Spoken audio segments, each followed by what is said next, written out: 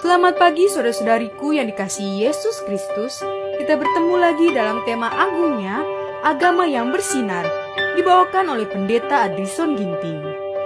Shalom saudaraku, selamat pagi. Bersama kembali dalam renungan kita hari ini Rabu 8 November 2023 dengan judul Kebahagiaan yang Sempurna. Ayat renungan di dalam 1 Yohanes 1 ayat 4. Dan semuanya ini kami tuliskan kepada kamu supaya sukacita kami menjadi sempurna. Melalui mempelajari kitab suci, kita memperoleh pengetahuan yang benar tentang cara hidup untuk menikmati kebahagiaan terbesar yang murni. Pengajaran Alkitab mempunyai pengaruh yang penting terhadap kemakmuran manusia di dalam segala hubungannya dengan hidup ini. Itu memaparkan prinsip-prinsip yang merupakan batu penjuru kemakmuran suatu bangsa. Prinsip-prinsip oleh mana terikat kesejahteraan masyarakat dan merupakan suatu pelindung bagi keluarga.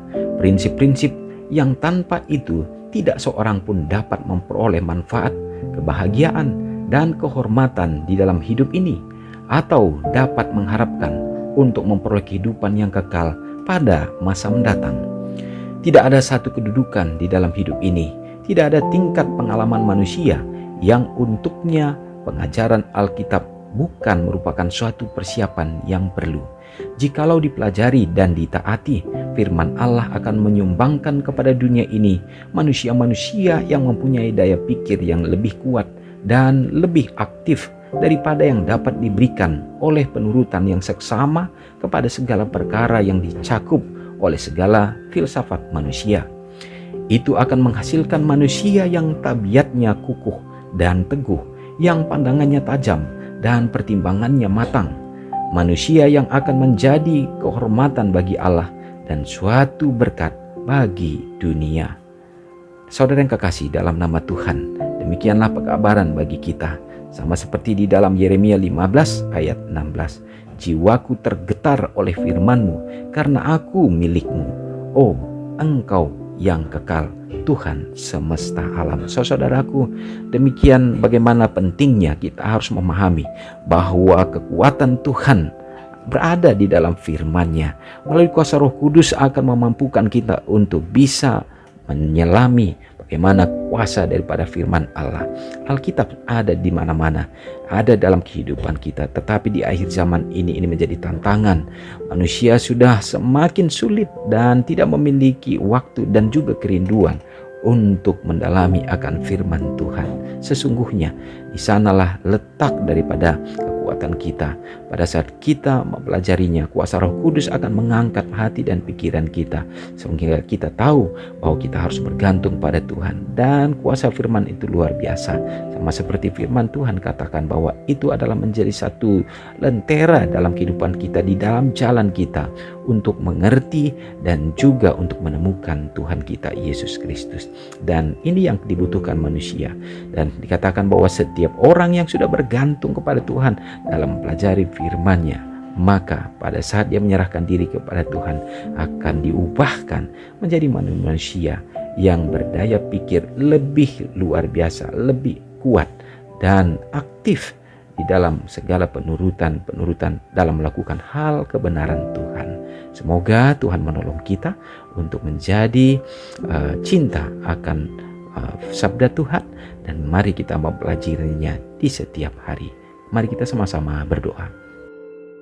Terpujilah Engkau Allah Bapa yang bertahta dalam kerajaan surga. Terima kasih ya Tuhan, oleh karena hari ini kami dapat kembali hidup dan bahkan menikmati akan pekabaran firman-Mu. Lebih lagi ya Bapa, walaupun kami tidak hidup pada zaman Yesus Kristus hadir di dunia ini, tetapi kasih karunia Tuhan yang luar biasa kami dapat memperolehnya dengan mempelajari firman yang Engkau karuniakan ya Bapa, yang Engkau berikan bagi kami, sehingga melalui pekabaran firman itu memberikan kekuatan bagi kami. Ya Tuhan, biarlah melalui kuasa Roh Kudus-Mu mendorong kami umat-umat Tuhan sehingga kami menyadari bahwa kami sesungguhnya lemah dan kami memerlukan untuk tetap mempelajari firman Tuhan, membacanya ya Bapa, dan merenungkannya, dan juga untuk menghidupkannya. Tolong ya Bapa, supaya sukacita kami akan semakin bertambah-tambah. Hari ini Tuhan, dimanapun umat-umat-Mu berada, biarlah kasih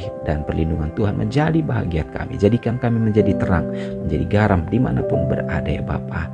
Dan biarlah melalui hidup kami, nama Yesus ditinggikan dan dimuliakan. Kami serahkan keluarga kami ke dalam tangan-Mu.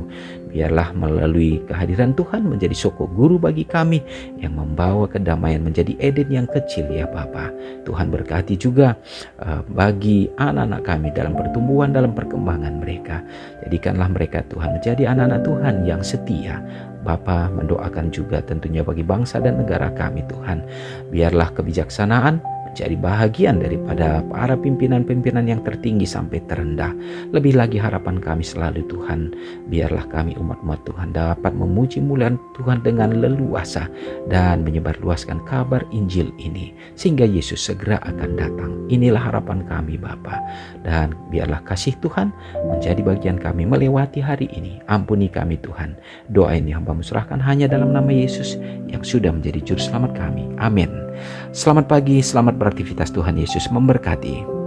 Ingatlah Matius 5 ayat 13-16. Biarlah kamu menjadi garam yang mengasinkan dan terang yang menyinari kehidupan orang lain. Jangan lupa subscribe, like, dan share ke seluruh dunia.